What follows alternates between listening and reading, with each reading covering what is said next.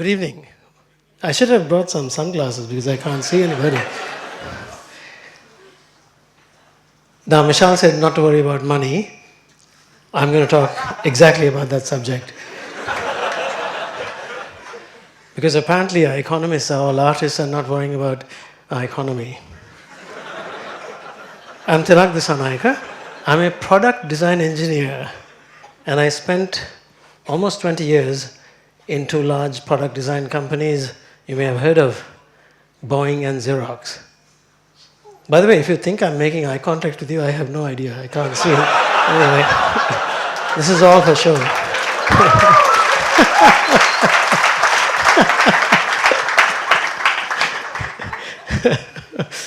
I love to think about problems and actually do something about it.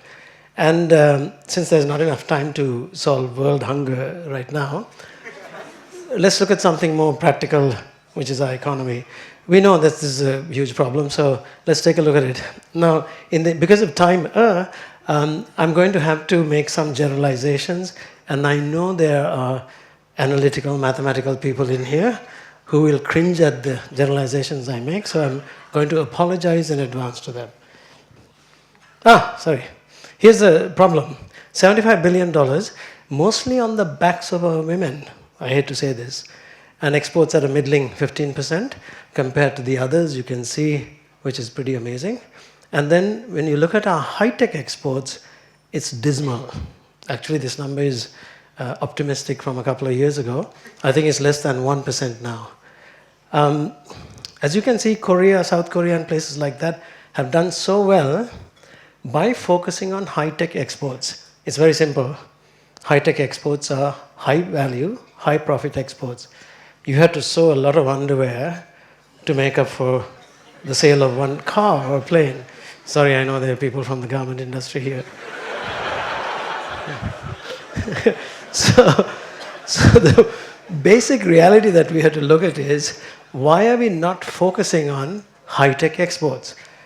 Particularly given the fact that we have so many engineers. These are the guys who can help solve our high-tech export problem.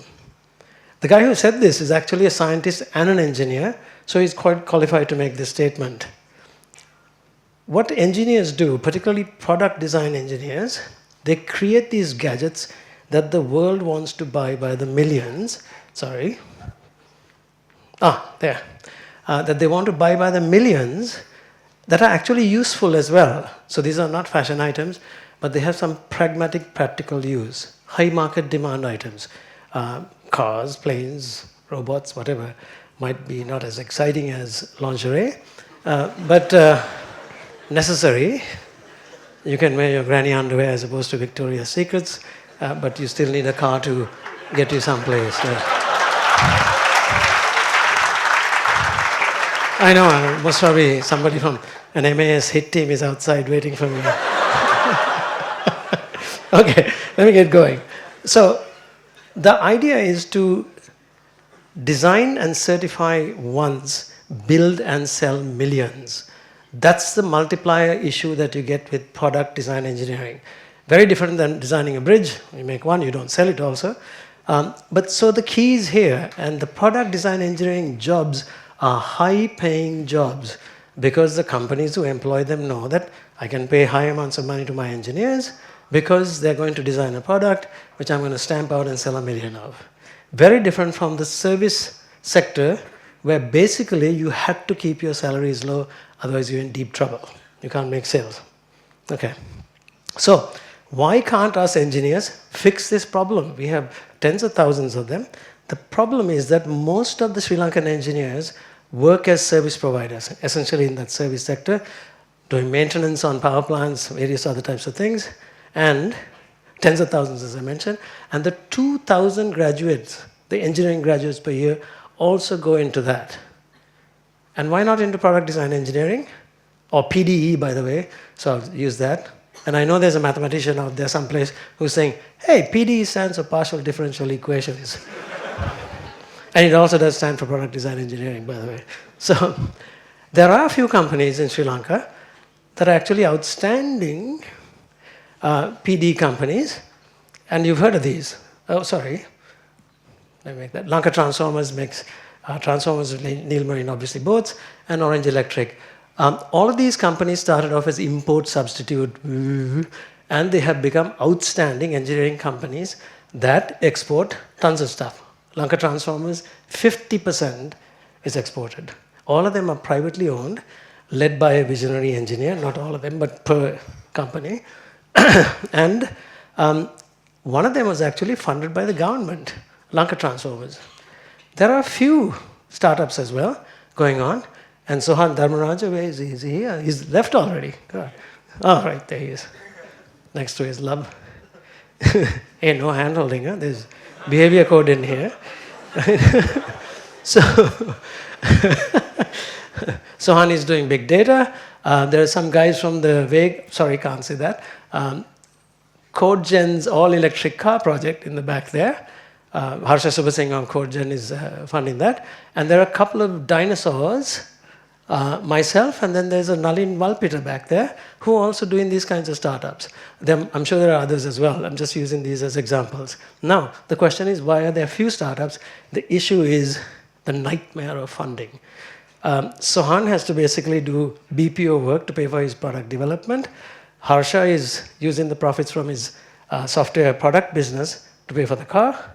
And Nalin and I are living dangerously on our pension fund doing this project. Right. So we are clearly committed to wanting to do this. And why is that? Because banks, big businesses, and vulture capitalists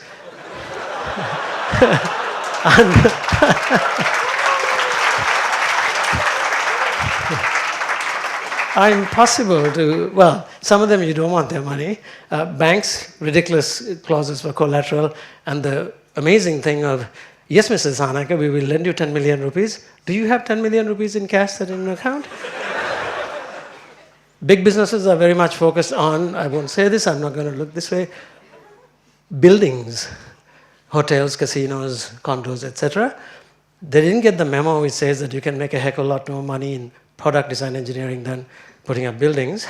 And then, of course, venture capitalists, you know that. The problem with venture capitalists is not the money they give you, but the carcass that they leave with you in the legalized gambling den called the stock market. And some punk analyst calls you up every quarter and says, oh, so Mr. CEO, what are your expected results for the next quarter? And then you're held hostage every quarter. You understand how that goes. So, as a result of that, there are very few startup companies, no opportunities for engineers as PDEs. Consequence is brain drain. You guess this. So, and we compound this brain drain issue. This is the 2000 graduates. Okay. With our policies. So we've had policies which have focused on engineering services outsourcing, as well as FDI policies to bring money in. Now, there's a very clear reason. People come and hire you for your services or come and set up a factory here because your rates are low.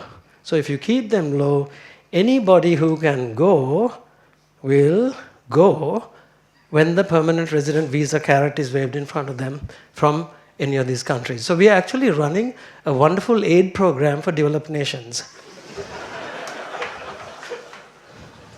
I know Dr. Navaratna is somewhere here, right. Estimate is $33,000 to educate somebody from grade 1 through university. 6,000 professionals migrated in 2014. Almost $200 million we are providing in aid. On borrowed money, by the way, that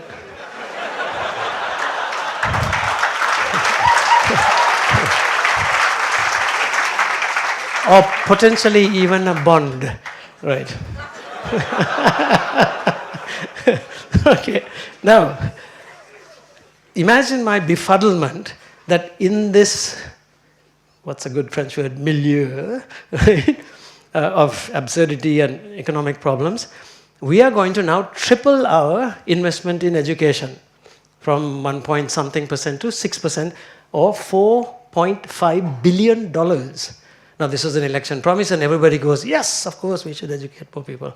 I have no objection about investing in education, because that is indeed an investment in our youth, which is our future. So I have no problem. But the question I ask is, so aren't we going to create even more numbers of highly educated people who can't find high-paying jobs here, who migrate overseas?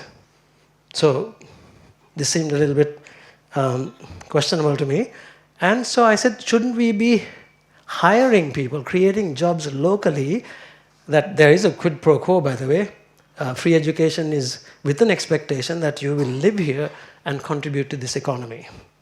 So shouldn't we be doing more jobs rather than, let's increase the education budget also, but let's do the other part, because it sounded to me firmly like I'm stepping even harder on the gas pedal while I have firmly got the foot on the brake.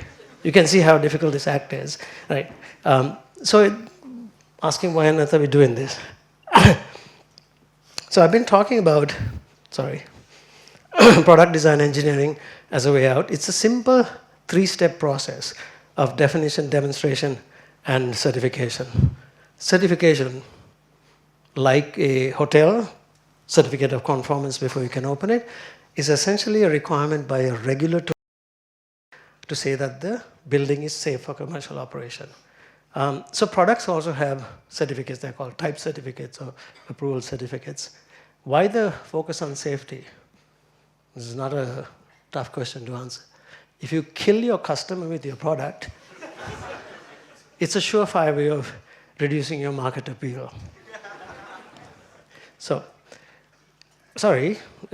after you do the certification, you can do the next obvious steps of manufacture, sell, and support. You can do this as one large company. Or which does the full life cycle. Or you can do it in 2 parts, which is an engineering design house and a manufacturer. Now, the interesting part is an engineering design house has actually low capital investment compared to a manufacturing plant where you have to spend hundreds of millions of dollars. So you can actually get more bang for your buck if you invest in starting engineering design houses. And by the way, in Sri Lanka, there are tons of investors who are more than willing to come and set up a factory to produce your stuff by the millions and sell them if you show up with a certified product. They just don't have the patience to do the 3 to 5 years that it takes to get a product certified. Now, there's a huge, I know this is a controversial subject. Everybody in Sri Lanka loves to say, I'm doing R&D, because it sounds important. Even a guy putting a nut on a bowl says he's doing R&D. We do have a snobby culture, and if you're a doctor, then people will reverentially approach you if you're a professor. But the issue is, the R&D which happens by the doctors and the professors are not about making money. It's about advancing the state of human knowledge. And they use emerging technologies. On the PDE side, established technologies only. So the projects are very low risk because I'm going to use standard bolts, chips, whatever, but existing materials to design and make my products. Most of the countries that have become economic powerhouses have been on the PDE side. They have spent enormous amounts of money setting up those companies that made established technology products that the world wanted to buy by the millions. They never, ever have been able to patent or Nobel Prize their way into economic success just doing R&D. So we had to do both. All right, I'm running a little bit. Right. Okay, so let me give you an example of something of a product. There's myself and a small team of people hiding out there, are trying to solve world hunger. Couldn't do world hunger in 18 minutes. World hunger is actually not a supply problem. There is enough food grown. It is actually a market access and distribution problem. Market access is getting sorted out by, guess what? Internet, social media marketing, and Wi-Fi everywhere. So the problem that remains is a logistics problem. So we are designing a trishaw of the skies. I'm serious. Crazy old dinosaur and his team of crazy people. So we are designing this thing basically to carry a couple of 100 kilograms of produce from a farm gate to a retailer near a city in a gigantic robotic air cargo network. That's what's going on. So here's a map of Sri Lanka. And the airplane itself, you can see, only needs a 5-meter pad to take off and land from. And a variety of things can be carried, obviously starting off with courier packages. And we need courier packages. And then various ideas have come up, including these kinds of things, not to mention cash for banks. So don't try to shoot these things down. It's too high up in the sky to make it easy. Going to the ATM is much easier for a withdrawal. Okay, so the business case ends up with some rather stunning numbers. So this is the multiplier effect that I want to talk to you about. This kind of money on a $10,000 to $15,000 unit price, literally a trishaw. Most of the other UAVs are hundreds of thousands or millions of dollars. So we are positioning this as a very cheap thing. And the profit is also nothing to sneeze at, as you can see. So CA has given us authorization. It'll be 3 to 4 years to commercial operation after funding, right? That's the big issue. And you can see the multiplier effect of the idea of doing product design engineering. You understand this now. You're going to see this. Design and certify once, build and sell millions. Okay, commercial competition, DHL carrying 1 kilogram 12 kilometers away to an island. So the concept is operational, by the way, on a very small scale. Okay, people like, actually, this gentleman who was here, Harsha De Silva, MP, has left, but he has been asking in the press for a radical solution, saying we had to do something completely different economically if you're going to get there. So here's a radical solution for Harsha to consider and the other policymakers. Why not take a third of those $4.5 billion, which I'm sure has been found someplace already, and put that into starting a real development bank. Start 40 to 50 engineering design houses with big appeal, big market ideas. And can't use the usual approval techniques, but it should be based upon potential. Focus, by the way, tens to hundreds of millions of dollars will have to be allocated because the product development cycle and certification cycle, 3 to 5 years, requires expensive engineering design tools, expensive prototyping facilities, and expensive testing. But at the end, it's worthwhile because of the fact that you have the multiplier effect. So capital investment there. And loan portfolio focusing on mechatronic products, fundamentally for people at the bottom of the pyramid. Mechatronics, why? Making dumb mechanical things smart. It is all over. Your engine in your car is a mechatronic device. Your vacuum cleaner is a mechatronic device. Why people at the bottom of the pyramid? 3 billion people in this group. 3 billion. So that's a nice customer base to start with. And they're rational and want to buy things that will make their lives better, like a Horn windmill with a storage system, a motorcycle sidecar to reduce the deaths and injuries on motorcycles. In Sri Lanka, 2 deaths or injuries a day out of the 2.6 million. And of course, a robotic air cargo network, which reaches out to 2.6 billion farmers. And since these are not R&D projects, we'll have a high success rate. Benefits? Any second now. Huge factories that employ high-paying, because these are high-profit products, high-paying jobs by the hundreds of thousands, because the manufacturers, as I mentioned, to invest in that are there, and that will spawn off a whole network of small to medium enterprises that supply components, and then, of course, the big business herd, who's very risk-averse, sees a bunch of people making money, they will come in droves. You've seen this happen. So the government has to basically get this going, and then everybody will join. And very importantly, this will provide opportunities for, hopefully, the mothers, daughters, sisters who are in the Middle East and in low-paying jobs here to work at these high-paying jobs. Billions of dollars, you understand that. That's very simple. And then high repayment on the 1.5 billion loaned out. I expect that to be, because we're not going to sort of run off with the money. We want to make this happen. And the brain drain will be reversed or stopped, and we will get the economy rocketing forward. Literally taking the foot off the brake rather than trying to hold it down. So the question for our policymakers is, it's a simple idea, it's practical, there's not rocket science involved in this thing. Shall we do this? Right. Wait. I'm not done yet. So it's a practical suggestion, it's not something, money is there. Instead of dumping it all into education, do this one-time deal. And by the way, it's a loan, we're not giving this away, with interest. The youth of today are amazing. They are bright, they learn from the internet in ways that us dinosaurs would never imagine. And they have the capability and they have understood worldviews without ever having traveled abroad because of the internet and social media. I've worked with a bunch of them over the past 15 years. Yeah, have there been times I wanted to murder some of them? Sure. Right. But they are not the flock of feckless, Facebooking, bloody useless bleepers that us oldsters think that they are. Neither are they negative, ageist, and basically have that attitude which says, that will never happen, Machang, that most of us old grumps have become.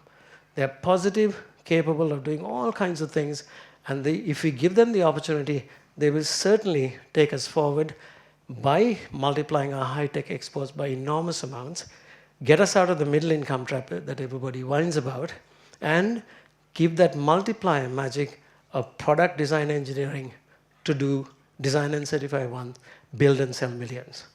Thank you.